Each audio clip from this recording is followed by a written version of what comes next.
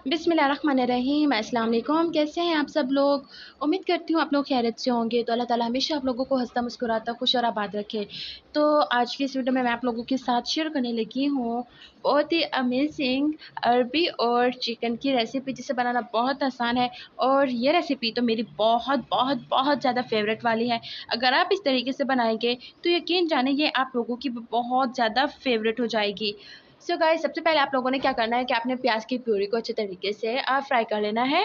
यहाँ पर प्याज अच्छी तरीके से फ्राई हो रही है और दूसरी तरफ आप लोगों ने जल्दी जल्दी से पेस्ट बना लेना है अदरक, लहसुन और सब्ज मिर्च का। तकरीबन 3 से 4 इंच का टुकड़ा आप अदरक का ले लें, उसके बाद लहसुन 4-5 जो ले लें, और उसके बाद 3 से 4 अदद आपने सब्ज मिर्च ले लेनी है। उसके बाद आपने यहाँ पर इसके अंदर टमाटर ऐड कर देने हैं, और टमाटर ऐड करने के बाद आपने इसे फिर अच्छे तरीके से मिक्स कर लेना है। और ये मसाला बनाते हुए आपको बिल्कुल भी मुश्किल पेश नहीं आएगी, बहुत जल्दी जल्दी बनकर तैयार हो जाता है। तो यहाँ पर अब दूसरी तरफ मेरे पास लहसुन, अदरक, हरी मिर्च का पेस्ट है। अब मैंने पेस्ट भी इसके अंदर ऐड कर देना है। तो आप लोग यहाँ पर देख सकते हो कि मैंने ये पेस्ट भी इसके अंदर ऐड कर देना है। अब मैंने इसे अच्छे तरीके से फिर से मिक्स कर लेना है, और आपने इसे तब तक पकाना है जब तक इसके अंदर से घी ना निकलने लगे। इसकी निशानी ये है कि जब ये पक जाता है मसाला, तो इसके अंदर से घी निकलना शुरू हो जाता है। और यहाँ पर अब आप लोग देख सकते हो कि घी निकलना शुरू हो चुका है। इट मीन्स कि ये बिल्कुल बन के तैयार होने वाला है। अब दूसरी तरफ हमने इसके अंदर मसाले ऐड नहीं किए, तो अभी मैं इसके अंदर मसाले ऐड कर दूँगी, जिसके अंदर ज़्यादा कुछ नहीं है, बेसिक से मसाले हैं, नमक, लाल मिर्च पाउडर और हल्दी।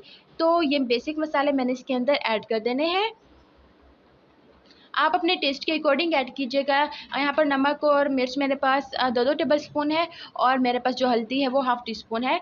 अब उसके बाद मैंने इन सारी चीज़ों को अच्छे तरीके से मिक्स कर लेना है, और अब इस जो मैंने मसाले ऐड किए हैं इनके साथ इसे भून लेना है, ताकि जो लाल मिर्च है इसके कच्चेपन का टेस्ट ना आए हमें खाते हुए। तो यहाँ पर अब क्या करना है कि आपने इसे मज़ीद थोड़ा-सा फ्राई कर लेना है, और फ्राई करने के बाद ये बिल्कुल पक के तैयार हो जाएगा। फिर हम करेंगे बाकी का काम। सो फाइनली इसके अंदर से सारा घी निकल चुका है। इट मीन्स कि ये बिल्कुल ब्राउन हो चुका है, ब्राउन भी हो चुके हैं, गोल्डन भी हो चुके हैं, और ये बिल्कुल पक भी चुके हैं। तो अब हमने इसके अंदर चिकन ऐड कर देनी है। चिकन आपने सबसे पहले धो के वॉश करके रख लेनी है, उसके अंदर पानी ना हो। तो अच्छे तरीके से साफ़ करके आपने चिकन ऐड कर देनी है इसके अंदर, और फिर आपने चिकन के साथ इसे भून लेना है अच्छे तरीके से। अब मेन चीज़ इसकी चिकन के साथ भुनाई है। आप जितना अच्छे से भुनेंगे उतना अच्छा टेस्ट आएगा। तो आपने बहुत अच्छे तरीके से इसे भून लेना है।